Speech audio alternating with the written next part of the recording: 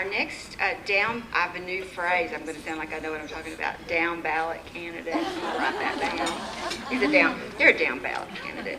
Y'all can use that. We had a lot of down ballot candidates at y'all want to just practice saying that?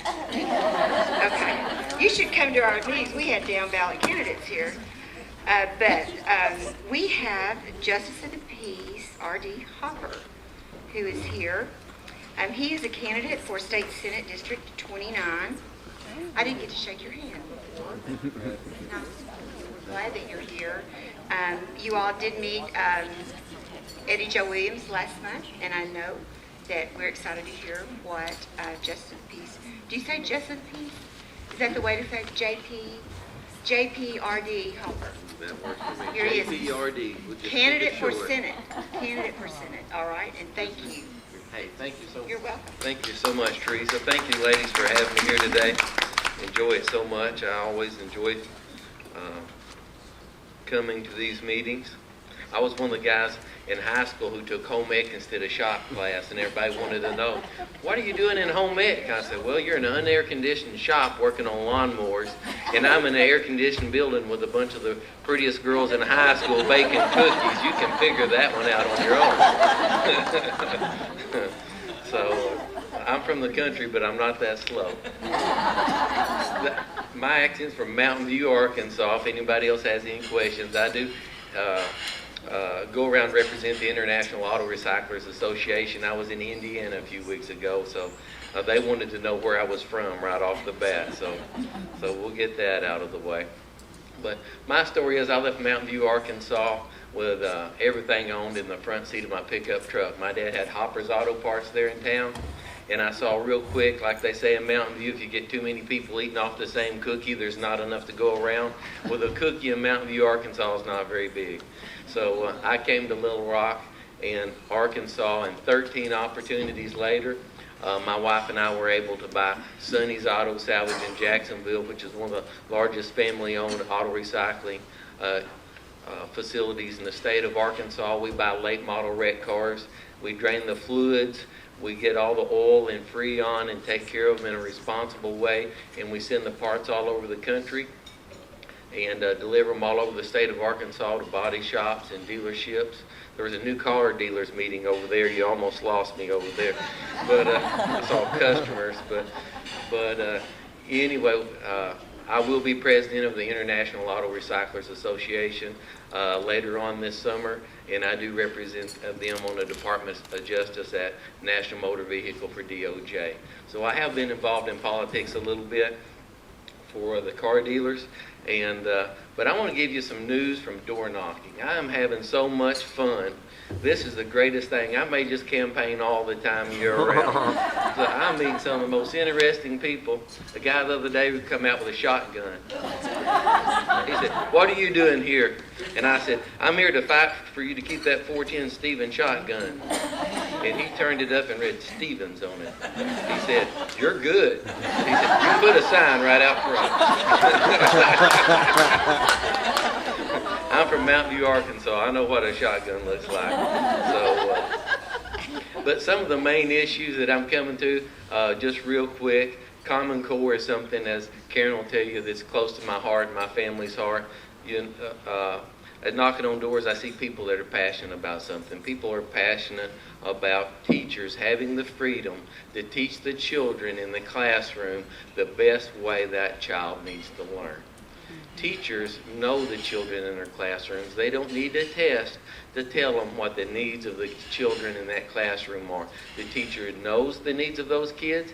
They know how those kids learn best, and they need the flexibility to be able to teach the ones that are quicker what they need to learn and keep them moving along, and they need the flexibility to be able to teach the ones that learn a little bit differently, which probably put me in that category when I was in school, and bring them along. You know, all children are not created equal, but they all have potential and they all have things they can do. If people in this country only did what they were tested to be able to do, this country wouldn't be what it is today. This country is built from people that, against all odds, did things that they should not have been able to do.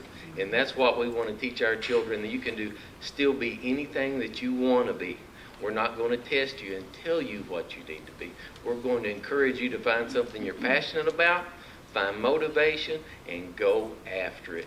And that will boost this economy, and it will also create some entrepreneurs. When I see a kid that's just a terror at church, I'll tell the parents, that kid's got potential. And the parents look at me like, hey, we're just trying not to kill him. All right? I say, hey, that kid's got potential. You get him directed in the right direction, and nobody's going to be able to hold that kid back.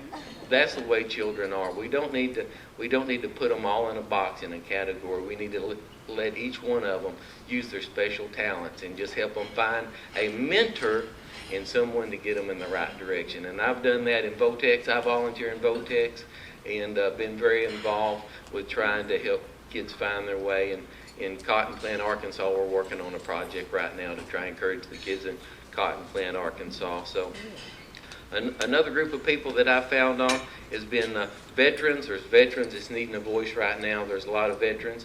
And come to find out, in our community, we have a lot of veterans' widows. The widows are in our community. They're living off the retirement that their husbands retired on in the 60s and 70s.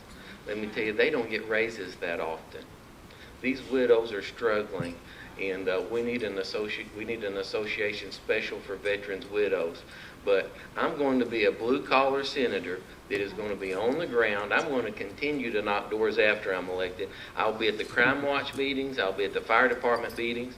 I'm someone that believes that the teachers have the answers for our children, not the specialists in Washington.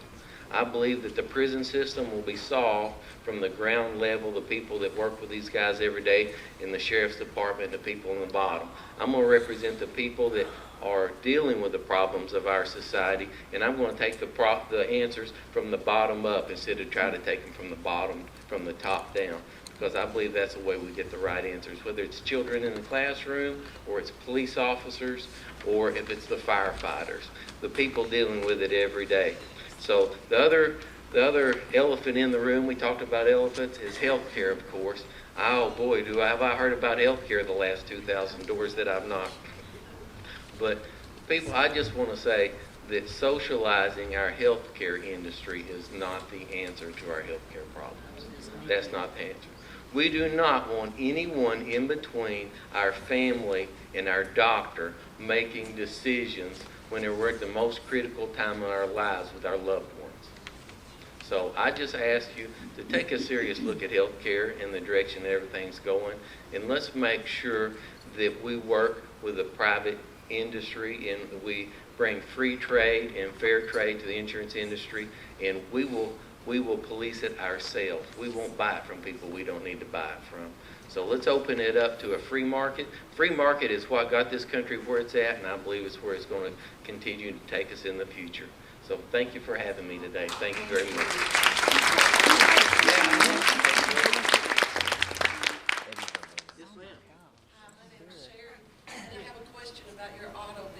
Yes, ma'am. You said you drain the cars with fluids and the oils. Are the environmentalists after you? How do you dispose of your products? We have certified buyers that buy them. There's a lot of rules and regulations, but I'm from Mountain View, Arkansas. I love fishing in streams and the wildlife and everything. I'm going to do it without them coming and telling me. There's a lot of rules and regulations, and most of them need to be there. They just don't need big fines and taxes on them. I call a fine a tax.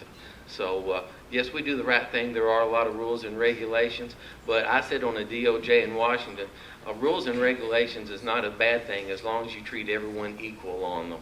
So you don't need to penalize the people that do it right. You need to go look for the people that are not doing right. And what our government is notorious in doing is the people that are trying to do it right, they've got your name, address, and phone number, and they can't try to catch us spilling a drop on the ground or something when we're doing everything right, instead of the people down the road that are smart enough, I say, to stay off the radar. But there's a lot of rules and regulations, but we enjoy doing it correctly, and we don't have any problem. We've had ADEQ to do training at our facility at Sonny's before, so we're at the forefront of making sure that that happens. But it's the fines that I have a problem with, as far as all the licensing that we have to get. If they make the licensings cheaper, maybe we could get more people to participate. But Did that answer your question? Yes, sir. You said people buy the oil? Yes, They ma'am. buy it? Yeah, they recycle it. The oil is recycled, the freon's recycled. There's millions of gallons of oil collected by auto recyclers every year, and it's excellent for the economy.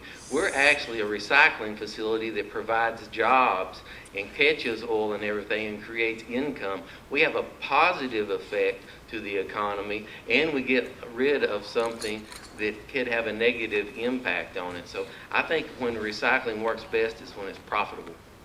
And that's what the auto recyclers do. We do it in a profitable way. All right, thank you. Thank you. Thank All you right, very, thank you very very much. much. Wow, informative.